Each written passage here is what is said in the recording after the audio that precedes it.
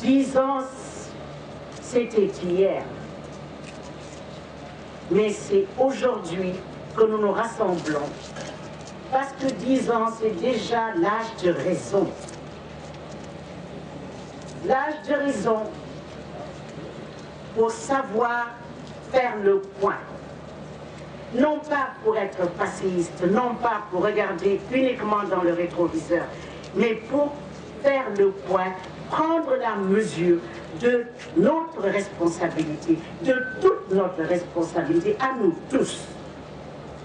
Où en sommes-nous aujourd'hui, 10 ans après cette catastrophe, presque mondiale, disons internationale, puisque nous avons 13 nationalités au fond sur ce bateau, dans cette mer, au large du Sénégal et de la Gambie. 13 nationalités, ce n'est pas rien. C'est vrai, la Casamance a payé un lourd tribut. Mais n'oublions pas qu'il y a d'autres familles de victimes, et à Gandiol, et à Rufisque, et aux Pays-Bas, et en France, et j'en passe.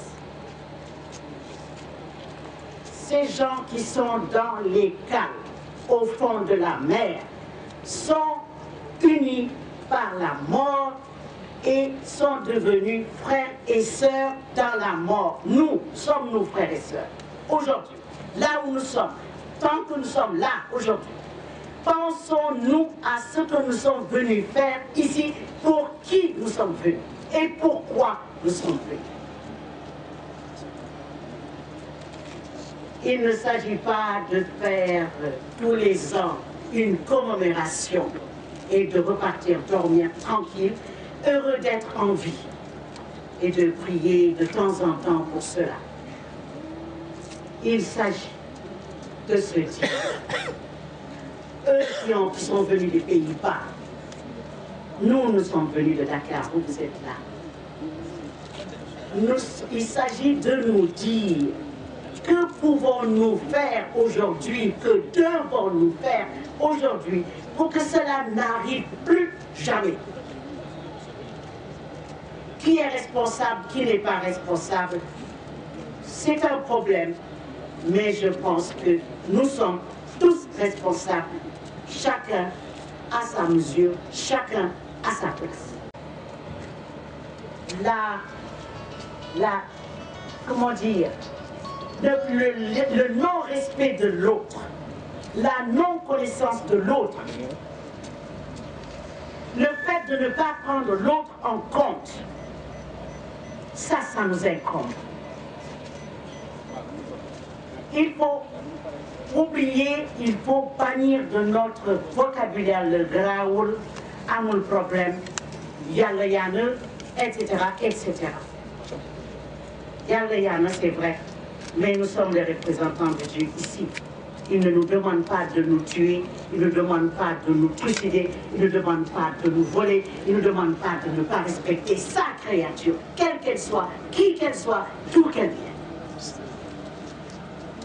Alors, mesdames, quand nous nous retrouvons ici, et quand nous repartirons d'ici, pensons à ces enfants qui n'ont plus de parents et qu'on a laissés au soleil d'ailleurs.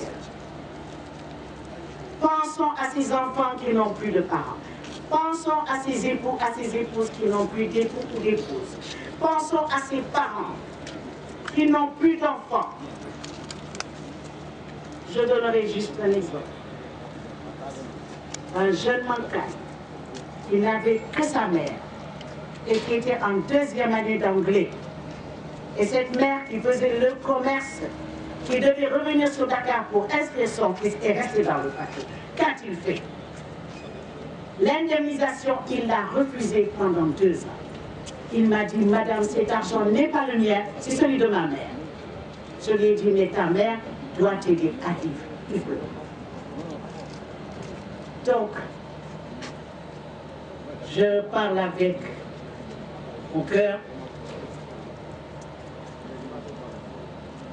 C'est dur. Et je voudrais que nous n'oublions jamais, jamais ces gens qui sont en mer, dans la mer, dans le bateau, ces enfants et les rescapés. Parce qu'il y a des rescapés, il n'y en a pas beaucoup. Mais ceux-là ont besoin d'être soutenus.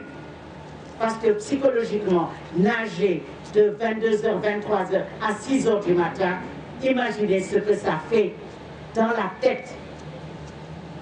Ne les oublions pas, ces gens-là. Aidons-les à vivre et à aimer la vie malgré l'épreuve qu'ils ont traversée. À avoir confiance en nous, à ne pas se méfier, quelle que soit notre responsabilité, à pouvoir vivre, avoir la joie de vivre, parce qu'ils sont créatures de Dieu, frères de créatures de Dieu. Je vous remercie.